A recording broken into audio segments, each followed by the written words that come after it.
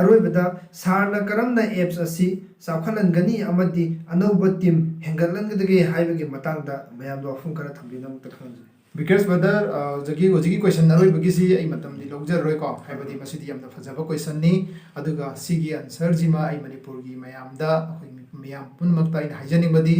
application असी यामना Chamba application नि अदुगा मसिगी question C I answer C अनि थोन खुमजगे को दा एप्लीकेशन याम पुनमक्ता इन हाइजनिंग बदी एप्लीकेशन असी चाखल हनबगी दमक्ता एकोय खुदिमंगना एप्लीकेशन असी बु यामना मुन्ना कुपना खंगबीबा एप्लीकेशन असी एकोयना कदाय दे सिजनबा याय अदु मसी कदाय दगे फंगी अदुगा मसिगी एकोयगी हौरफम सी कदाय दगिनो अदुगा मसिने एकोयदा करी तौरगा करम मोंग दे सिजनरगा करी कानागदगे अदुगा एकोयदा ट्रेनिंग कमै तवी अदुगा सिदैसि यावरिबा लीडरशिप फाबरा फतबरा अदु एप्लीकेशन असी एकोयगी तुंगी फ्यूचर दा करी लाकदगे और हुजी हुजी एकोयगी चलिबा सिस्टम सिदना क्याम कानरिबा हाइबना सिंगबसी खंगगदि एप्लीकेशन सी यामना थुना चाखलकनी को अदुगा ब्रदर विकेस की क्वेश्चन दा अनि सुबदा एकोयगी टीमबो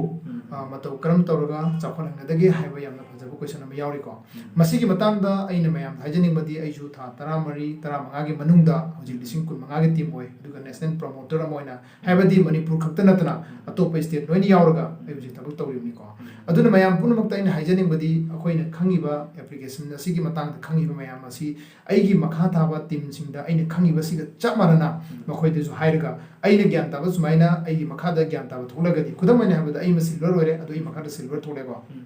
अदुगा लोइना अइ गोल होरे अइ मखादा गोल थोलगा सुमाइ तौरगा अखोइ पुन्ना थबकसी अमतोइना जॉइन तौरगा तौरगदी यामना चाखलकपा अमा ओइगनी अदुगा टीम सि याम थुन चाखनी हाइबजी मा हाइजनिंगेको अदुगा अरोइ बोइना नेक्स्ट मनी बु थाजबियु अखोइगी पीके सारजु मसारो सिल्वर निको अदु हुजिक अखोइगी सिदेसदा लेडीज कया जेंट्स कया ना अखोइगी मणिपुर दि यामना चावना थबक तौबदुसु नतना ऑल इंडिया दा अदुगी मतिक यामना चावना थबक तौइ अदुना मयाम पुन्ना थाजबियु अदुगा मसी हाइरगा पीके सारदा मुसिनजरी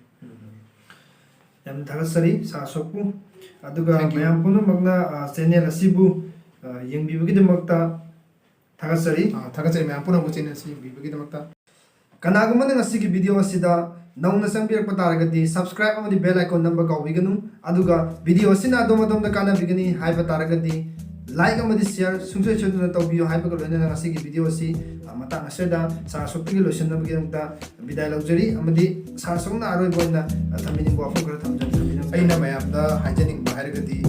चैनल असिबु योकत पोइना चैनल असिबु सब्सक्राइब तौबा बेल आइकन नंबर लोइना लोइना लाइक अमदि शेयर तौगा चैनल असिबु योकत बियो हाइना मयाम पुनमक्ता हाइजनिंगे अदु अइना सु मयाम पुनमक्ता हंजना हाइदा मयाम पुनवा वरो तौबिगनु हुजिक सार विकेसना लोइसनबिनबो तौबियो असिगी दमतदि वीडियो असि मतंग सैदा लोइसनजरी wish you all the best thank you